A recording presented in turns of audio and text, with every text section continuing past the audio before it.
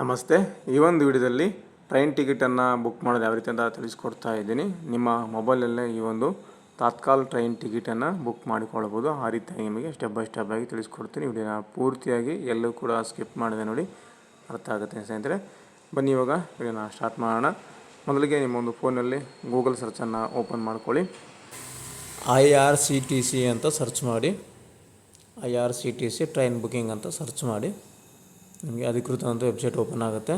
irctc.co.in ಅಂತ ಬರುತ್ತೆ. ಈ ರೀತಿಯಾಗಿ ಫಸ್ಟ್ ಲಿಂಕನ್ನು ಓಪನ್ ಮಾಡ್ಕೊಳ್ಳಿ. ಓಪನ್ ಮಾಡಿದಾಗ ನಿಮಗೆ ಈ ರೀತಿಯಾಗಿ ಓಪನ್ ಆಗುತ್ತೆ. ಇದರ ಮೊದಲಿಗೆ ನಾವು ಅಕೌಂಟನ್ನು ಕ್ರಿಯೇಟ್ ಮಾಡ್ಕೊಂಡಿರಬೇಕಾಗುತ್ತೆ. IRCTC ವೆಬ್ಸೈಟ್ನಲ್ಲಿ ಅಕೌಂಟ್ ಕ್ರಿಯೇಟ್ ಮಾಡ್ಕೊಂಡಾಗ ಮಾತ್ರ ನಮಗೆ ಲಾಗಿನ್ ಆಗುತ್ತೆ. ಲಾಗಿನ್ ಆದಾಗ ನಿಮಗೆ ಪಾಸ್ವರ್ಡ್ ಯೂಸರ್ ಐ ಡಿ ಬೇಕಾಗುತ್ತೆ. ಟ್ರೈನ್ ಟಿಕೆಟ್ ಬುಕ್ ಮಾಡುವಾಗ ನಿಮಗೆ ಪೇಮೆಂಟ್ ಮಾಡುವಾಗ ಈ ಒಂದು ಯೂಸರ್ ಐ ಡಿ ಪಾಸ್ವರ್ಡ್ ಕೇಳುತ್ತೆ. ಅಲ್ಲಿ ಪಾಸ್ವರ್ಡ್ ಹಾಕಬೇಕಾಗಿರುತ್ತೆ. ಸೊ ಹಾಗಾಗಿ ಮೊದಲಿಗೆ ನೀವು ರಿಜಿಸ್ಟ್ರೇಷನನ್ನು ಮಾಡ್ಕೋಬೇಕು. ಮೇಲ್ಗಡೆ ಕಾಣ್ತಾ ಇದೆ ನೋಡಿ, ಲಾಗಿನ್ ಅಥವಾ ರಿಜಿಸ್ಟರ್ ಅಂತ ಎರಡಿದೆ ನೋಡಿ. ಲಾಗಿನ್ ಆರ್ ರಿಜಿಸ್ಟರ್ ಅಂತ ಅದ್ರ ಮೇಲೆ ಕ್ಲಿಕ್ ಮಾಡಿಕೊಂಡು ರಿಜಿಸ್ಟ್ರೇಷನ್ನ ನೀವು ಮಾಡ್ಕೋಬೇಕು. ನಾನು ಆಲ್ರೆಡಿ ರಿಜಿಸ್ಟ್ರೇಷನನ್ನು ಮಾಡ್ಕೊಂಡಿದ್ದೀನಿ. ಯೂಸರ್ ಐ ಡಿ ಪಾಸ್ವರ್ಡ್ ಇದೆ ನಂದು. ಹಾಗಾಗಿ ಇವಾಗ ನಾನು ಲಾಗಿನನ್ನು ಮಾಡ್ಕೊತಾ ಇದ್ದೀನಿ. ನೀವು ಫಸ್ಟ್ ಟೈಮ್ ಯೂಸರ್ ಆಗಿದ್ದರೆ ರಿಜಿಸ್ಟ್ರೇಷನ್ ಮಾಡ್ಕೊಳ್ಳಿ.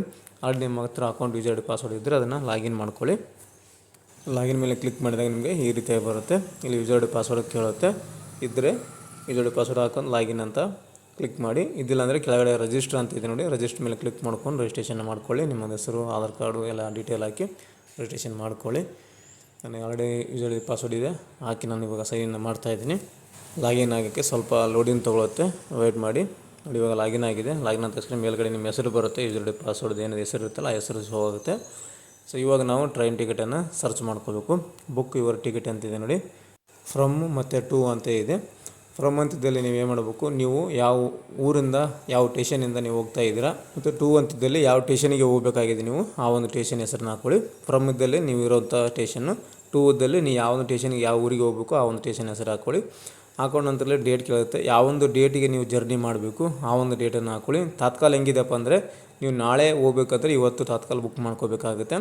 ಜನರಲ್ ಆಗಿ ನೀವು ಬುಕ್ ಮಾಡ್ಕೋಬೇಕಂದ್ರೆ ನೀವು ಡೇಟ್ ಯಾವುದನ್ನು ಬೇಕೋ ಅದನ್ನು ಹಾಕೋಬೋದು.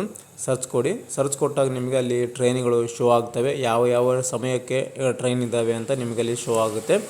ನೀವು ನೋಡ್ತಾ ಇದ್ದೀರಲ್ಲ, ಟ್ರೈನ್ ಲಿಸ್ಟ್ ಬರುತ್ತೆ.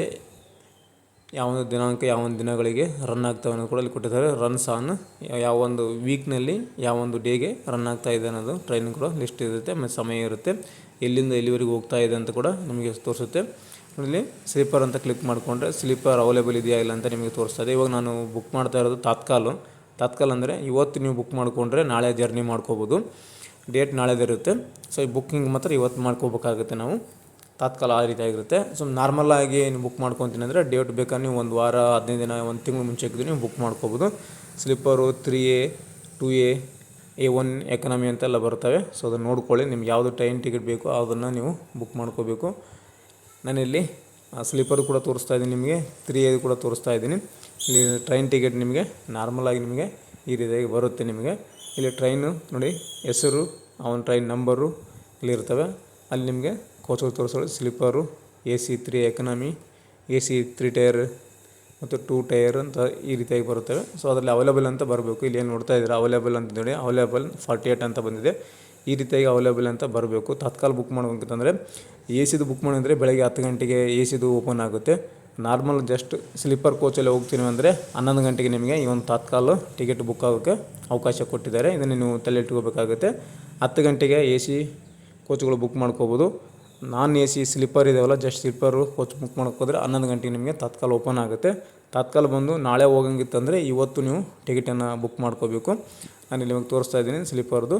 ಇದು ಏನಿದೆಲ್ಲ 11 ಗಂಟೆಗೆ ಓಪನ್ ಆಗುತ್ತೆ. ಸಮಯ ನೋಡಿ ಇವಾಗ 10 ಗಂಟೆ 33 ನಿಮಿಷ ಆಗಿದೆ. ಸೊ ಅಡ್ವಾನ್ಸಾಗಿ ನಾನು ಇವಾಗ ನೋಡ್ತಾ ಇದ್ದೀನಿ ಯಾವ್ಯಾವ ಅವೈಲೇಬಲ್ ಇದ್ದಾವೆ ಎಲ್ಲ ಅಂತ ಸರ್ಚ್ ಮಾಡ್ಕೊಂಡು ನೋಡ್ತಾ ಇದ್ದೀನಿ. ಈ ರೀತಿ ನಿಮಗೆ ಯಾವುದು ಬೇಕು ಟ್ರೈನು ಆ ಒಂದು ಟ್ರೈನನ್ನು ಇಲ್ಲಿ ಕೋಚ್ಗಳನ್ನು ಸೆಲೆಕ್ಟ್ ಮಾಡಿಕೊಂಡು ಬುಕ್ ನೌ ಅಂತ ಒಂದು ಆಪ್ಷನ್ ಇದೆ ನೋಡಿ, ಬುಕ್ ನೌ ಅಂತ ಕ್ಲಿಕ್ ಮಾಡ್ಕೊಳ್ಳಿ. ಬುಕ್ ನೌ ಅಂತ ಕ್ಲಿಕ್ ಮಾಡಿದರೆ ನಿಮಗೆ ಈ ರೀತಿಯಾಗಿ ಬರುತ್ತೆ.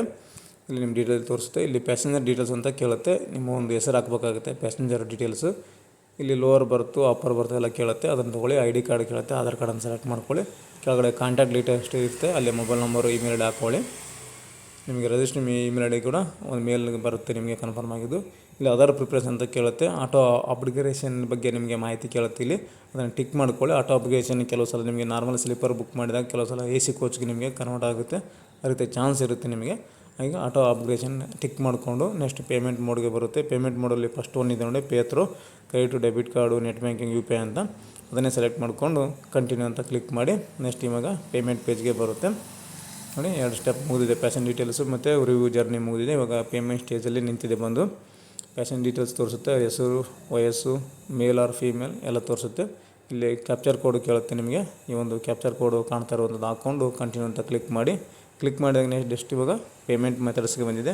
ಪೇಮೆಂಟ್ ಮೆಥಡಲ್ಲಿ ಭಾಳಷ್ಟು ಇದ್ದಾವೆ.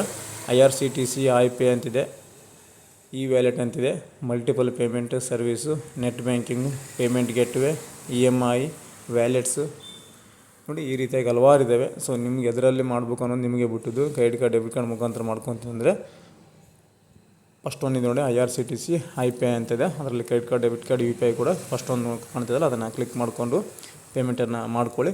ಪೇಮೆಂಟ್ ಮಾಡಿದರೆ ನಿಮಗೆ ಆಟೋಮೆಟಿಕ್ಕಾಗಿ ಒಂದು ಟ್ರೈನ್ ಟಿಕೆಟ್ ಸಕ್ಸಸ್ಫುಲ್ಲಾಗಿ ಬುಕ್ ಆಗಿದೆ ಅಂತ ನಿಮಗೆ ತೋರಿಸುತ್ತಲ್ಲಿ ಶೋ ಆಗುತ್ತೆ.